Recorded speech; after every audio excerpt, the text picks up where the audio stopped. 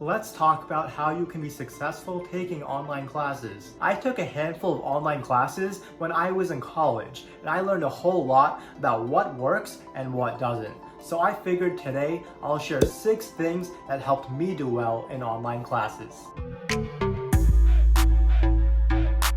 Hey everyone, my name is Hisham Khan and welcome to Income Over Outcome, where I give you college, career, and of course, personal finance tips. Online classes tend to be both a blessing and a curse. You have way more freedom to work however you want, which is great, but they also tend to make tests a little bit harder, and it's also way easier to skip things. Trust me, I learned the hard way. But before I get into it, I want to remind you to hit that notification bell, because over 90% of you who watch my videos aren't even subbed to this channel, which is absurd. When I see those likes and subs come in, it lets me know I need to keep making videos.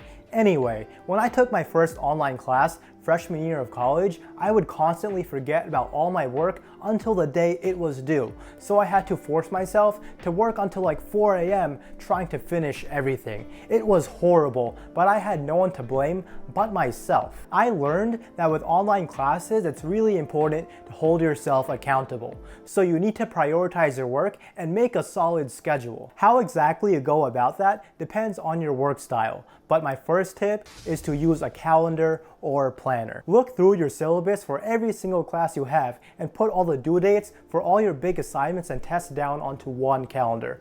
That way nothing sneaks up on you and you can see everything in one spot, and then you can prioritize your work based off of that. Maybe you decide to set specific days for specific classes, so you could do something like Monday, Wednesday, and Friday are only for chem and math, and then Tuesday and Thursday are for history and business, whatever works best for you. For those of you who like to be really structured, you could take it even a step further and set the exact times you want to work on a class for each day. For example, your only focus between noon and 3 p.m. is going to be math, something like that. The second thing I found really helpful in helping me prioritize my work was setting deadlines for myself before the actual due date. That way I didn't have to worry about rushing to finish assignments right before they were due. If I had a huge paper due on Friday night, then I would set a deadline for myself to have it done by Wednesday. That way I could just chill on Thursday and Friday night. A lot of the time, especially during final season,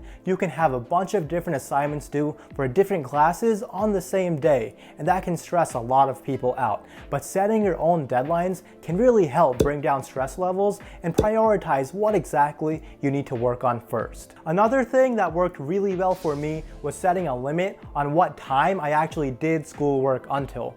With online classes, it's really easy to just hop on whenever you feel like it and end up working really late into the night. And I don't know about you, but I didn't want school to take up my whole entire life. In college, I set a limit of 8 p.m. on my schoolwork, and that was definitely one of the best decisions I've made, because after 8, I wouldn't do anything school related. Instead, I would just hang out with my friends or do anything else I wanted to, and that really helped bring some balance into my life. Obviously, you probably won't be able to stick to this all the time because random things come up, and that's totally okay. But you should definitely try to do this as often as possible, because I really think that finding the balance between school and your own personal time is really important to finding happiness and success. My fourth online class tip is to record your lectures and play them back. Now, some of your professors might actually post their lectures online, but for the ones that don't, you should definitely screen record them with audio. I found that being able to listen back to lectures and skip around them exactly how you want is really useful when it comes to studying for finals and really tests in general. Now, even if your professor posts their slides online, recording your lectures is probably worth it because a lot of what professors talk about isn't detailed in their slides. I have to warn you though, don't share your recordings with other people, because a lot of schools actually have policies against recording lectures and sharing them. Now, going off of that, it's also really important you actually take notes, because with online classes, it's really easy to get distracted and completely zone out or even work on something else. I was a kid who almost never took notes, but I realized that when I actually did take notes, I would pay way more attention to the lecture, and it actually helped me retain more information. Taking good notes is also a huge piece of tip number 6, which basically helped carry me throughout all of my online classes, and that's learning how to effectively use the search feature Control F. Now that might sound odd to you, but I'm all about working smarter, not harder. And you have to realize that all the answers to your homeworks and tests are probably somewhere in your textbook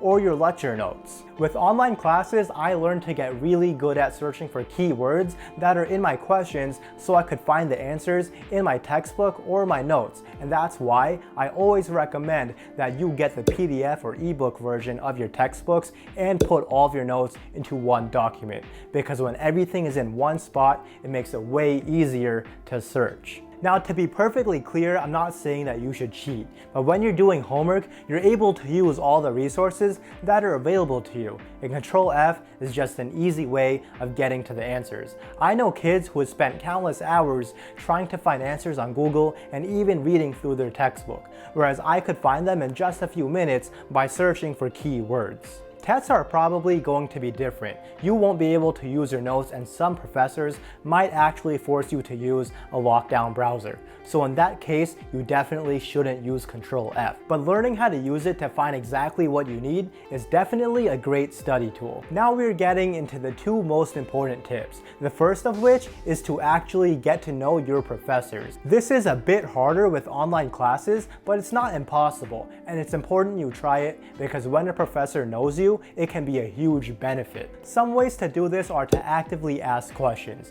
but don't just ask questions for the sake of asking questions, because no one likes that kid who wastes a bunch of lecture time. So you need to make sure your questions are actually adding value. Your professor is also going to like that. Another thing you should do is email your professors, and if they offer office hours, then definitely go. Your office hours might be virtual, but that doesn't make anything different. There's still a time dedicated for the professor to help you and answer any questions that you might have. A lot of people are intimidated by professors and don't go to office hours, but the truth is that our professors actually want to help us. And when we take the time to meet them in person or virtually, to go to their office hours and actually show interest in the subject they teach, they really appreciate it. The kids who have good relationships with their professors tend to get better grades, not only because they took the extra time to understand the information, but because when a professor knows you and they know you're actually trying, they tend to cut you some slack. You might even get extra credit opportunities you wouldn't have gotten if the professor didn't know you. Online class tip number 8 is to connect with other students. You should make group chats with other kids in your classes and maybe even form a study group virtually. It can be really helpful to walk through things with other people, and it's also a great way to get to know people, which is something I think is a really important part of college that's a lot harder to do when everything is online. Being successful in an online class just comes down to you holding yourself accountable and actually using all the resources available to you. If you found this video helpful, definitely hit that like button and don't forget to hit that notification bell. I'll see you in my next video, but until then, take care.